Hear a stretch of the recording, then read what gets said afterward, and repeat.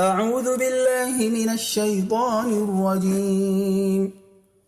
بسم الله الرحمن الرحيم. حميم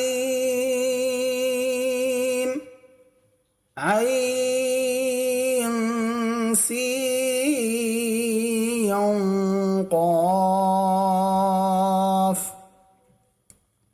كذلك يوحي إليك وإلى الذين من قبلك الله العزيز الحكيم. له ما في السماوات وما في الأرض وهو العلي العظيم. تكاد السماوات يتفطرن من فوقهن والملائكة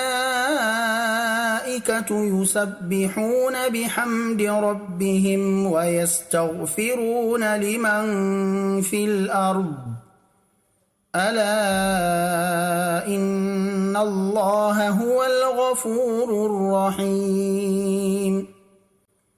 والذين اتخذوا من دونه أولياء الله حفيظ عليهم وما أنت عليهم بوكيل.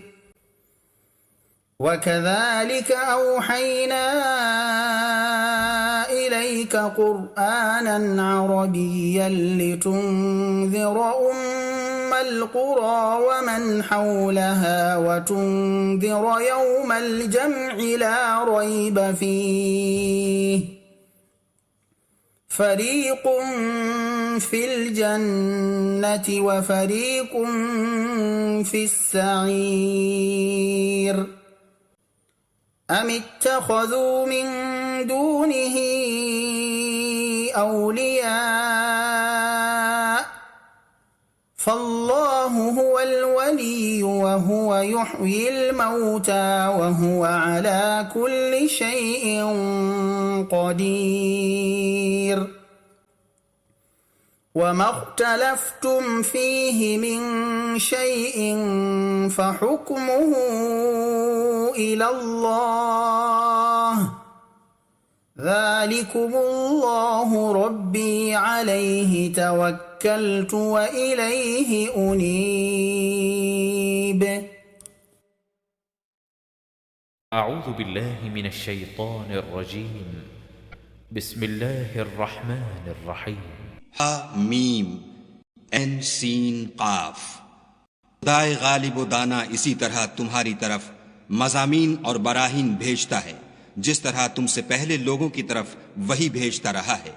जो कुछ आसमानों में और जो कुछ जमीन में है सब उसी का है और वो आली रुतबा और गिराम कद्र है। करीब है कि आसमान ऊपर से फट पड़ें और फरिश्ते अपने परवरदिगार की तारीफ के साथ उसकी तस्बीह करते रहते और जो लोग जमीन में हैं उनके लिए माफी मांगते रहते हैं। सुन रखो कि खुदा बख्शने वाला मेहरबान है। जिन लोगों ने उसके सिवा कारसाज बना रखे हैं वो खुदा को याद हैं और तुम उन पर दारोगा नहीं हो। इसी तरह तुम्हारे पास कुरान अरबी भेजा है ताकि तुम बड़े गांव यानी मक्के के रहने वालों को और जो लोग उसके इर्द गिर्द रहते हैं उनको रास्ता दिखाओ और उन्हें क़यामत के दिन का भी जिसमें कुछ शक नहीं खौफ दिलाओ। उस रोज एक फरीक बहिश्त में होगा और एक फरीक दोज़ख में। और अगर खुदा चाहता तो उनको एक ही जमात कर देता लेकिन वो जिसको चाहता है अपनी रहमत में दाखिल कर लेता है और जालिमों का न कोई यार है और न मददगार। क्या उन्होंने उसके सिवा कारसाज बनाए हैं?